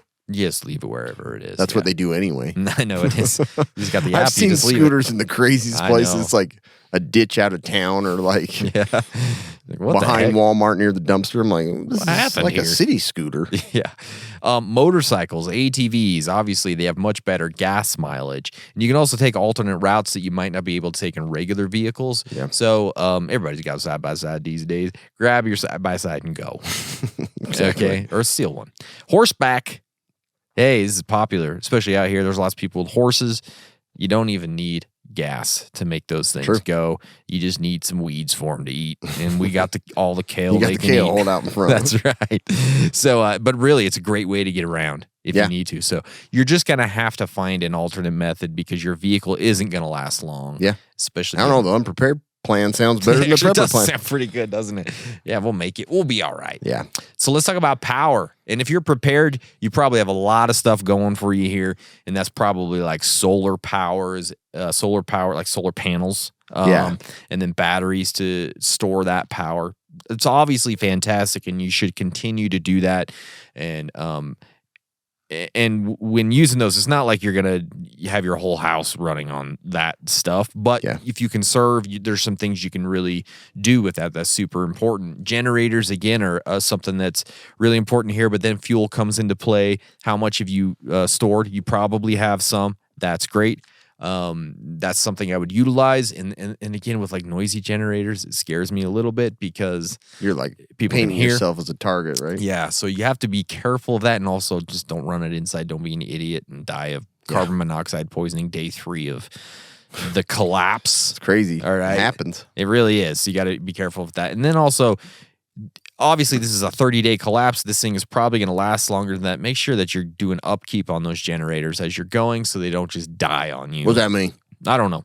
Something. Yep. And it means something. And then there's always alternate wind This is where the energy sources. preppers really kind of succeed. It is. They've been looking at all these different power sources. Yeah, maybe you got some sort of a wind power thing on the roof, a little turbine or something. Water lily or something. And then you go to hydropower, and water lily can be Both. Yeah. It can be water and wind. Those things are cool. They're not gonna run a fridge, right? But you can charge phones and things like that After with 4 them. days. After 4 days, yeah. As long as it's super windy, 250 mile an hour. No, If you got flood waters, you're good. yeah, if you got flood water, that actually does pretty good. It'll charge your phone. It does. It does a good job. We've done some stuff on that. Then you also have like just basically human power. You might have a bike in the basement that's hooked up to a battery that charges that thing up. I would like a kit that I would can too. be made from your bicycle wheel into I a would nice too. generator. I think it'd be a great idea Because I do have the hand crank ones, but man, you got to crank. I got to figure out how to hook up my wife's Peloton to a battery or something. It'd be great. Yeah, there you go. Yeah. So for the unprepared approach, obviously you're focusing on the things that are going to not so much like entertainment, comfort. It's like what ways can you use the power for your safety? Cell phones, communication, keeping food cold, stuff like that. So the unprepared doesn't typically have generators and things like that. So that's the tough thing. But you can still go and pick up like battery packs from the store, or like I was saying, gas stations. That a lot of them have like these little battery backup sources that you could use. Other ways, like go, if you have time between all these other things that you're doing as an unprepared individual. Yeah. But yeah, the hand crank stuff's going to go a long way for you, especially because once you lose power, you don't have anything else. No, you're You done. don't have a generator. You don't have a solar power generator. So Probably don't have you've any got to friends. rely on go to the camping section and get everything that you possibly can, or the electronics and get solar devices because, the sun's going to be there. If not, then you're dead and doesn't matter anyway. Yeah, it's all good. But yeah, but focus on those things that are most important to you, like the cell phone power. The other thing is you don't know what time of year it's in the middle of the winter or the middle of the summer. So yeah. it's you've got to have some kind of power source to keep you warm and to keep you cool. So those are the things that you're going to focus on is you can't overlook that while you're going and picking up supplies and all know. that, like, or scavenging. You've got to look at some way to give you power. So, 100%. Yep. like this element bubbly drink. That's right. I'll give you some power. Power. Sanitation and hygiene, never to be overlooked. No, As man. a prepper, you've been building this into your medical supplies and plan. Staying clean is staying healthy. Yeah. Diseases don't spread when you're keeping yourself When you're clean. dead. Oh, wait, yeah, they do. If you're staying in one location with your family, you're pretty good. If you're with a group, then things get really gross. Ugh. Other humans, you can't shower as often. So you've built up these supplies. Again, it's another important thing to look at when you're topping off your supplies. You're like, we're going to need more toilet paper. We're going to need more Lysol. We're going to need more garbage bags. Like, eventually, 30 days plus, like, where are you pooping at this point? If the water's not flowing and your sink's full, you gotta dig a latrine and That start kale's got to come out pooping somewhere. out back. So You're really things leafy. can get unsanitary pretty quick. Yeah. And then diseases set in. So as a prepper, you should have a built-up supply of these things. It's something we've always talked about, having garbage bags and having cleaners and disinfectants and things like that. 5-gallon buckets to poop in, and then build a latrine. I mean, even if you can only find 4-gallon buckets, Right. doesn't matter. Yeah. The other thing that's important here is, and I know people get a little crazy with this, but consider when things just start to go south, the collapse of society and people are intermingling that haven't been vaccinated, man, there's going to be a skyrocket of disease. Yeah. So consider getting like vaccinated for communicable diseases and stuff now, because it's going to get far Talking about worse. COVID. Even right now. So did you see in the news, talking about COVID primarily. Yeah, primarily. Did you see that tuberculosis is like starting to go No. crazy in California from all the No. homeless and all the, so it's like, Makes sense. yeah. So in a society that, you feel like it's all clean and sanitary, once all that goes south, like there's going to be tons of diseases. Bad So ones. you can prepare now, and you should already have supplies for this, but it's a good time to add to those in that first 30 days of thinking about like keeping your teeth safe. Get the teeth pastes, okay? And then feminine hygiene. You want to go to the dentist? Yeah. Do you want to lose all of your items? No. You want to barter everything you have, including No. your family? No. No. Don't let that dentist have everything he No. wants. That's why we prepare. Yeah. But yeah, on that sanitation note, I just wanted to mention, like, people are gross, diseases spread like wildfire. So get vaccinated and get those sanitation supplies topped off. Yeah, and if you're unprepared, it kind of comes down to common sense here. Keep your hand washed. Those Just that things- one hand. Keep your the important Keep hand. your left hand washed. But you have to continue to wash your hands. Yeah. Okay. And so, like, if you're at the store scavenging, get hand soap, get soap. It's so important. Yeah. Don't overlook it. It's going to be very, very important. And like, You kind of like, you have to be a germaphobe at this point. you do. Like, stay Yeah. away from people. Or you're going to be a deadophobe. I don't know how that works, but something. Yeah. One of those phobes. Yeah. You got to keep your personal hygiene up. Like when you can bathe and if there's clean water somewhere, even if it's like a river or a lake, just wash off your nasty body. Okay. Because it's going to be very important to keep that thing clean. Yeah. Brushing your teeth when you can. Like Cam said, the teeth paste, keep it going. I guarantee I'll have a toothache. Toothache. Toothache, like You ever been to Toothache? a couple days into like the collapse of society. I'm like, well, what do I do? I know. Cut it out. That's all you can do. Dennis, I got like that left arm. You cut it sounds off. right. I'll give you a root canal. I don't like the way that right eye goes a little wobbly. Give me that sucker. I'll take the rest of your teeth if I fix that one. That one's going to look good, but the rest are going to look good on this necklace. Just taking them out and dropping them in milk. I'm going to barter these. Well, I'm going to drink this later. Right? That is the most disgusting. Just a big thing of milk and teeth. It tastes, it got all kinds of flavor. Tastes like everybody's meal. That's so. Oh man, the dentist just hit a new level of disgusting. We'll drink that later. Oh, man. Who was talking, me or you? I don't even remember now. Yeah, I was. I'm trying to. You gotta give me just a second. I don't know why you said that. Tastes like Super gross. tastes like what everybody's been eating. Oh my It's flavored milk. Tastes like steak, cigarettes, alcohol. Oh gosh, what were we even talking about? I don't know. Okay, after the teeth thing, your clothes. You might overlook like keeping your clothes clean. All right, Yeah. you gotta keep washing them. Don't just keep wearing them. You gotta, even if you put them out in the sun, because the sun kills. That's stuff, true. You know, just That is one thing, it's like putting all your clothes in the black garbage bag and throw it out in the sun. for sure. Leave it 5 I do that weeks. for my kids every once in a while. That's all I do. Yeah. And rotate. Because the washing machine's going to be broken if power's even on. It's not working right now, I guarantee it. And then you got to think about toilet facilities. You can't keep pooping when the water's not flowing. Exactly. So you might have to make makeshift buckets, garbage bags, pit latrines, cover it with soil and sawdust or Poop ash. in your neighbor's yard. Yeah. Get it as far away I've from been practicing that a little bit. top the fence and drop a deuce and jump back over I it. just sit over the top of the fence and drop it. And the neighbors Just all down the side. There's a stain. You can't figure out where the stain's coming from.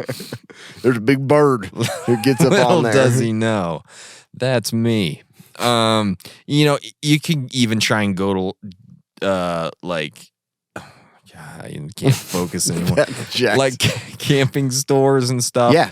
Because they got all that kind of stuff. Even RV places. They do, yeah. Have That's that kind one of thing stuff. that Like the chemicals you need for that thing. And then you have waste management. Like you have trash. And Yeah, that's the in other 30 thing. days, in like the whole 15 neighborhood's going to minutes. be in mounds. In 15 minutes, I have a new garbage bag ready to go out at my house. So I don't true. know how we It's use so so much true. garbage, but it's kind of disgusting. You So- throw one can in, 4 yeah, come right off from it. exactly. I don't get it. So you have to figure out, you can like separate that waste, and like the organic stuff, you can probably like burn or bury, and the other stuff you just throw in your neighbor's yard.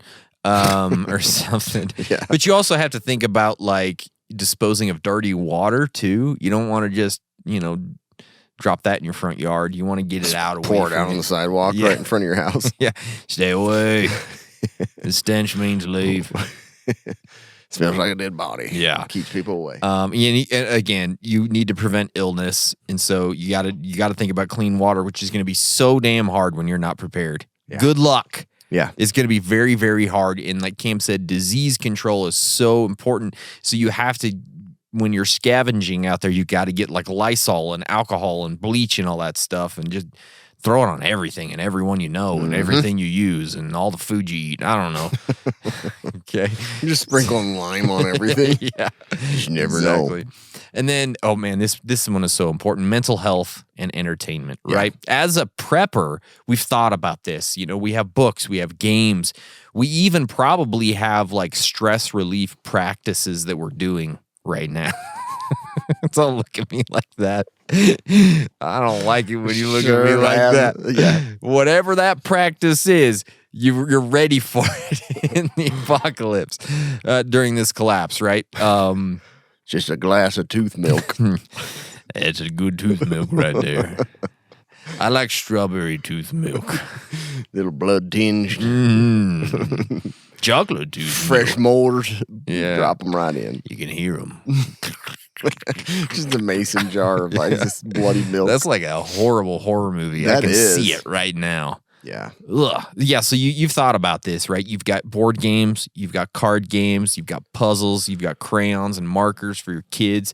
You've probably even have a source for movies and stuff like that, whether that's, stored on a hard drive, Yeah. or you have a physical collection of DVDs and a little DVD player and then a little thing to play it. But it's so important to consider this because your mental health is going to be critical. For 30 days, I can't even imagine, as the collapse is happening, how crazy people's mental health is going to get. Oh, then. so It's going to be bad. nuts, right? So bad. Mm-hmm. So much worse for the unprepared. It is. Because, like you were saying, some ways to relieve stress of watching movies, things like that. Like probably don't have any way of doing that because Netflix is gone. Netflix is gone. TikTok's gone. Instagram's gone. So understand that your mental health is going to plummet quickly. One, you may not even have like a group that you're with to support and talk to, and you're just talking to a mason jar that you're peeing into. Full of teeth. Yeah. Your own teeth milk. I'm making it. I'm going to barter it with the dentist. Did you hear that, teeth milk? Did you hear what I said? I'm going to bathe in you later. Then I'm going to drink you. Yeah. You get in my mouth, I'll clean you off. So your strategy is, number one, you probably need to find a group to go in with, because you don't have any of these things that can free your mind and help you relax. Yeah, because if you had a group of people, odds are socializing is a big deal. Yeah, but somebody's got books, somebody's got movies that you can watch, so you could go and have a night. Exactly. Teeth, milk, and popcorn and movies. It's so disgusting. Yeah. So, but again, like look for those things when you're out there scavenging or going to the stores. Like pick up cards, pick up board games, anything to kind of get your mind off from what's going on around you. Yep. Books, things like that. Hopefully you have some things downloaded on your phone. And again, it's important to have battery backup so that one device that you have in your hand all day and has distracted you from prepping. Is that what you call it, a device in your hand? Yeah. has led you to not having anything. What are you doing? I just got my device. I got my device in my hand. What do you want from me? Is that a glass of tooth milk? Cold glass of tooth milk. I could be wrong, but that looks like a good cold glass of tooth milk. Ain't nothing better after a workout than a big cold glass of tooth milk. Physical exercise does wonders on your mental health. My gosh, but doing it during like the collapse, like you're just not going to be motivated. It's going to be hard to counter any mental health decline. And also, like, do you want to burn calories when you don't have to? Yeah, right. When you don't have anything to replace it with. Yeah, it's not good. Yeah. So, the only thing you really have is other people and their games. Their physical exercise. So there isn't a lot more. Obviously, if you still have the ability to access the internet and things like that, download movies and download games, things like that, because it's going to get long and it's going to get hard. That's what she said. I figured you'd like that. Then the last thing is you got to start thinking about preparing for the long term. Yeah. As preppers, that's always been part of the plan, right? We always think about, it's like, if things collapse and it's the apocalypse, we got to think about how to stay alive for as long as possible. So at this point, you're thinking of like homesteading. Like, I've got to replenish this water with rain catchment. I've got to replenish the food with a garden or hunting and things like that. Small scale production of clothing and craft work and stuff like that. Sure, yeah. For your family, you've got to start all over. And so this is something that as preppers we think about, and you've got to start looking at that of like, what supplies do I need? What information, what books and things to kind of keep going after this has gone on for a long time. Advanced planning. The other thing is like, what's your location? If you're in the middle of Arizona and it's a collapse, it is uninhabitable in the summer. You can't be there. So it's like you're looking at long term, like, we can't stay. We've got to move to somewhere that's safer, that has more natural resources, a lake, food where I can grow things. So and it's not 9,000 degrees. Yeah, and for some people, that unfortunate long-term survival is not going to be where you have everything. Yep. So you've got to start looking at that ahead of time. And as a prepper, I mean, you have more that allows that to happen. Like you have a bug out plan, hopefully, and you have a bug out location and things like that. So that becomes more serious now, and you're planning more on top of that during this 30 days. Yeah, it's true. And then if you're unprepared, like when you start looking at long term, man, I don't like the sound of it, the looks of it, the smell of it. I don't like any of it. But the number one thing is your shelter, right? Like you have to have a really good shelter for extended survival. And is your home still livable? Can you maintain it and can you fortify it as much as possible to keep it safe and secure? Can you work to gather or scavenge materials to keep it in good shape to make it as safe as possible? That's going to be one of your number one things besides food and water is making sure where you live is sustainable for long term. It's going to be tough. Some people, it's just not going to be. No, it's just definitely not. Then you have to source water and food. Do you have a long-term reliable water source, whether that be a river or a stream, or does it rain a lot? Because it's not like you can just reconnect to the city water. We don't know what that's going to look like, right? No. So make sure to secure that source of water in whatever way that you can. Then you're going to have to learn a lot of different things. You're going to have to learn to identify edible plants and learn how to fish and hunt Bottle and cook bottle and farm. And there's a lot of stuff you're going to have to do. Boy. You just don't have those resources like every prepper does. No, you don't. And then you have to think about long-term, self-preservation. Can you protect yourself? Like self-defense. Like you're going to have to get some basic self-defense tools to keep on you at all times. Yep. You're going to have to avoid drawing unnecessary attention to yourself as much as possible. You stay quiet, using natural camouflage, moving stealthily. All those things you're going to have to learn how to do for the long term. And then all the different skills like fire starting and medical skills and critical thinking and problem solving skills and improvising tools. And there's so many things that have to be done long term that's going to be really, really difficult to do if you haven't. Yeah, if this doesn't tell you and show you how important it is to be prepared, you're going to rely so much on other people that may not be willing to help you. Yep. And it's like, I don't know, good luck, Unprepared. Yeah, that's going to be really tough. So yeah, talking about this all together, it just shows how important it is to be adaptable and to be prepared for something like this. It is doable in the short term. Like if you haven't prepared, there's ways we've talked about it that you can make it through, but oh boy, it's going to come to an end. Like it's not sustainable. It is not. So somebody's going to have to adopt you. Yeah. And that's it. A dentist, most likely. You give me more teeth. You can be part of our group. Come on in. That's it. Yeah, it is it. Right? Totally is it. So, don't be unprepared. Don't be unprepared. It will be a nightmare. There's too many things. I was like looking at all those. It's like, you got to have this. You got to have that. You got to make sure when you go to the store, you get that. It's like, not doable. No, it's not. Doable. There is one thing I want you to remember. Mm-hmm. Self-reliant medical care is extremely important as a prepper. And there's one way that you can learn it, the Prepper's Medical Handbook, and it is by noted wilderness medicine expert and survivalist William W. Forgy. He provides the basis of prevention, identification, and long-term management of survivable medical conditions and tells you when to return to the grid and what to do when you cannot do that. I do like this book. It's easy to read. It's not full of a lot of medical jargon. It gets to the point of how to take care of those conditions that you're going to face in your group away from society. So go get it. It's available through Amazon.com or just go to peppersmedicalhandbook.com. Also, you can get it there. Good book, great book. Add it to your library. Get it done. Hey, we do have the latest Crate Club, Cam. I'm pretty excited about that because they always send really good stuff. So the first item in the box is the Walker's Silencer 2.0, and these are earbuds that are like USB rechargeable, and that's cool. They're legit. Those things look pretty sweet. And then we have the Puck Dual Grit Sharpener, and that's like a classic knife sharpener. Pretty cool. Then we have the Brandy German my survival plan. I just slapped down on the paper. Brandy German style hatchet.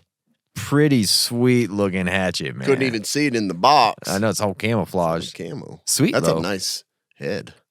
See that? Yeah, It's really good steel. Then we have the Columbia River Knife and Tool Grivery Provoke knife. Grivery Provoke. That's a weird looking one. Yeah, it's kind of weird. Then we have the Dark Energy Spectre panel. So these are solar panels. No kidding. That roll out. Yeah. Wow. Pretty dang sweet. And then we have the How much output? 15 watt. Oh, that's cool though. And they're like fabric. Yeah, they're That's fabric. weird. And then we have the My Medic Scrape Pack. I love that stuff. Yeah. Always So good to get My good. Medic. So that is the latest Crate Club. Pretty freaking sweet. That's pretty sweet. Yeah, and then we actually have a new box today, which is very this is interesting. awesome. This is called the Medic Box. It is a tactical medical gear monthly box.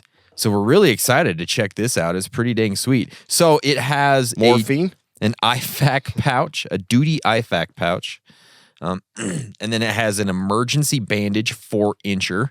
That's the Israeli bandage. Yeah, these things are sweet. And then we have the vented chest seals, 2 of those. One for me, one for you. One for me, one for you. Then we have the hemostatic gauze. Where's that at? There. And then we have a Medic Box PVC patch in there somewhere. Oh, yeah. And then we have the look at those. SOG parashears. That's sweet. I know. Pretty freaking cool stuff. Yeah, so that's the Medic Box. Pretty dang cool. That's man. a lot of, pretty advanced Yeah. medical gear. It really is. So go check them out. They are on Instagram. I saw them. How much is the box? don't How know. much is the box? I don't know. I'll have to figure that out. But Okay. it's the medicbox.com, I believe. So that's dang cool. That is way cool. Yeah. I do have to tell you guys about TacPack because today's show is brought to you by the fine folks at TacPack. It is the only tactical subscription box with useful professional grade stuff inside. Use code Casual Preppers and get a free $70 machine-made part from Next Level Armament. That's TacPack. Go get it. Yeah. Don't All right. be dumb. All right, guys, thanks so much. We appreciate you listening. Remember, episode 1 of this podcast is a secret drops next week. Oh, that's awesome. So get ready. All right, guys, thanks and stay survived.